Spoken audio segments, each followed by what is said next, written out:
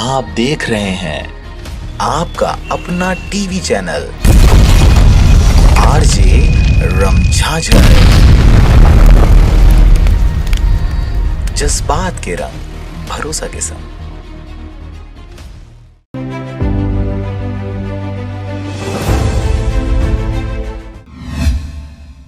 नमस्कार, आप देख रहे हैं आरजे रमझाझर और मैं हूं पुखराज सिंह। प्रदेश में इन दिनों रेत माफियाओं का कहर सर चढ़ कर बोल रहा है।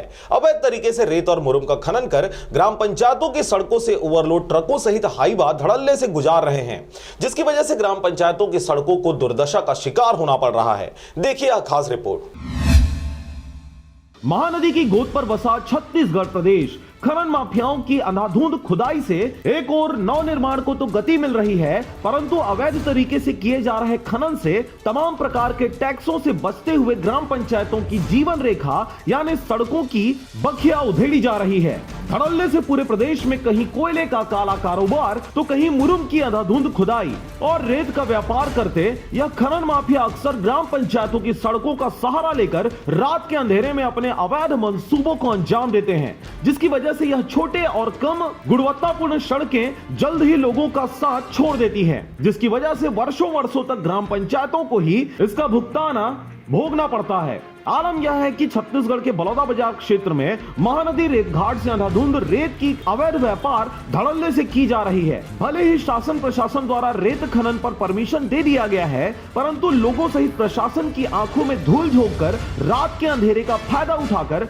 हजारों लाखों टन रेत अवैध तरीके से बेचा जा रहा है। बीते दिनों छत्तीसगढ़ के बलौदाबाजार क्षेत्र में चरोदा ग्राम के रेत घाट में ग्रामीणों ने शिकायत किया कि यहाँ पर रात के अंधेरे का फायदा उठाते ग्राम पंचायतों की सड़कों का धज्जियां उड़ाते लगातार रेत का व्यापार चल रहा है, परंतु शासन प्रशासन द्वारा कोई कार्रवाई नहीं किए जाने पर ग्रामीणों ने रेत घाट पर धावा बोल दिया और जितनी भी गाड़ियां रेत खनन में लगी थीं, उन सभी पर चढ़कर अवैध चोरों को पकड़ने का प्रयास किया गया। आपको बता दें कि रेत चोरी का यह पहला मामला नहीं है। ऐसे ही प्रदेश में अनेकों रेत घाट हैं, जहां से रेती के दलालों द्वारा अच्छा खासा व्यापार करते फल फूल रहे हैं, परंतु इस बीच रॉयल्टी टैक्स बचाकर ग्राम पंचायतों की सड़कों का बखिया उधेड़ा भी जा रहा है।